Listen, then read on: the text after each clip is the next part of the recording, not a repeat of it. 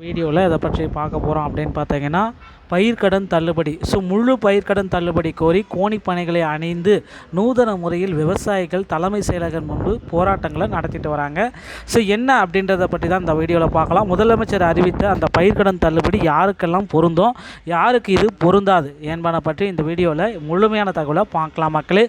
நீங்கள் நம்முடைய சேனலை முதல் முறையாக பார்க்குறீங்க அப்படின்னா மறக்காமல் ஒரு சப்ஸ்கிரைப் பெல்லை கிளிக் பண்ணி வச்சுக்கோங்க. வாக்குறுதிகளை கொடுத்து அரசு நிறைவேற்ற வேண்டிய நேரம் இது.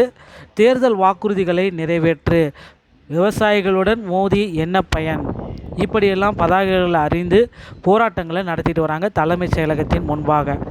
தமிழகத்தில் இந்த பயிர்க்கடன் தள்ளுபடி அப்படின்றது பார்த்திங்கன்னா 3 கட்டங்களாக முதல்வர் விஜய் அவர்கள் அறிவித்தார்.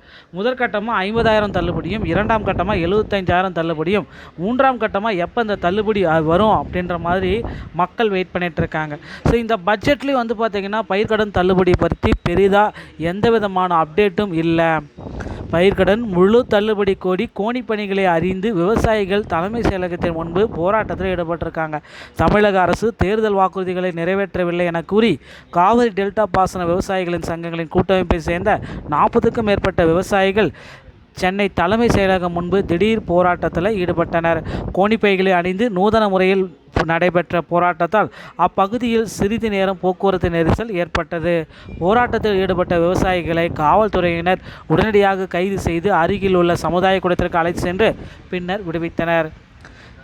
இப்போ பார்த்திங்கன்னா போராட்டத்தின் பொழுது செய்தியாளர்களை சந்தித்த கூட்டமைப்பின் தலைவர் இளங்கீரையன் கூறுகையில், வேளாண் பட்ஜெட் விவசாயிகளுக்கு ஏற்றம் தரும் வாழ்வாதாரத்தை உயர்த்தும் பட்ஜெட்டாக இல்லை. முதல்வர் அளித்த தேர்தல் வாக்குறுதிகளை தான் நிறைவேற்ற கேட்கிறோம். முதல்வர் என்ன தேர்தல் வாக்குறுதியை கொடுத்தாரு அப்படின்னா, 5 ஏக்கருக்கு குறைவாக யாரெல்லாம் பயிர்க்கடன் விவசாய கடன் வாங்கியிருக்காங்களோ 100% தள்ளுபடி. 5 ஏக்கருக்கு மேலே யாரெல்லாம் தள்ளுபடி இது விவசாய கடன் வாங்கியிருக்காங்களோ அவங்களுக்கு 50% தள்ளுபடி. இதை தான் கொடுத்துருக்காரு முதல்வருடைய தேர்தல் வாக்குறுதிகளில். இதை பார்த்திங்கன்னா விவசாயிகள் இதை பேஸ் பண்ணி தான் கிடைக்கிறாங்க. ஒருத்தருக்கு 75,000க்கு மேலே கடன் வாங்கிட்டான் அப்படின்னா அவங்களுக்கு 35,000 தான் தள்ளுபடி. 75,000 76,000 80,000 ஒருத்தர் கடன் வாங்கியிருக்காருன்னா அவங்களுக்கு வெறும் 35,000 தான் தள்ளுபடி.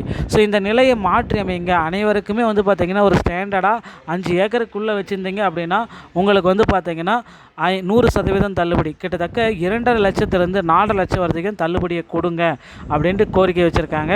கோணிப்பணிகளை அணிந்து நூதன போராட்டத்தில் ஈடுபட்டதால் அப்பகுதியில் சிறிது நேரம் இந்த மாதிரி போக்குவரத்து பாதிப்பு ஏற்பட்டது.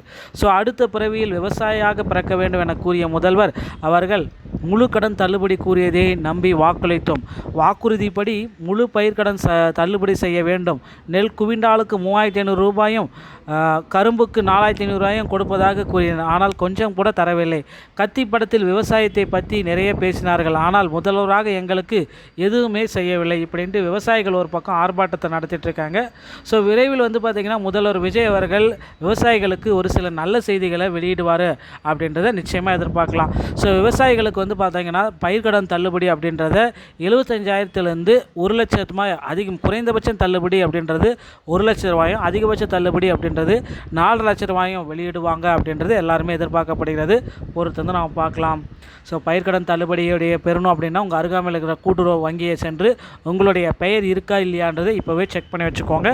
இந்த ஒரு வீடியோ பதிவு உங்களுக்கு பிடிச்சிருந்தால் நீங்கள் நம்முடைய சேனலை சப்ஸ்கிரைப் பண்ணி பெல்லை கிளிக் பண்ணி வச்சுக்கோங்க. மீண்டும் ஒரு நல்ல தகவலோடு நான் உங்களை சந்திக்கிறேன். நன்றி, வணக்கம்.